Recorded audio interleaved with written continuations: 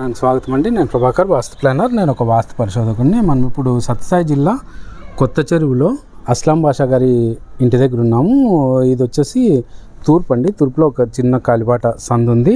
ఇట్లా ఉత్తరానికి వాయువ్యానికి తీసుకుపోతుంది. Main road అక్కడ ఉంది.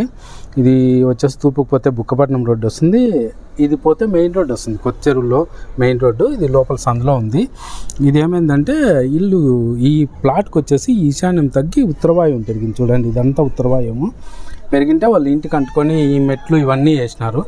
నేను ఈరోజు విజిట్కి వచ్చినాను. ఇవన్నీ తీసేసి స్ట్రైట్ ఇక్కడికి, అక్కడ నుండి ఇక్కడ వరకు స్ట్రైట్ చేసి మెట్లన్నీ లోపలికి వేసి టాయిలెట్స్ అన్నీ ప్లాన్ ఇచ్చినాను.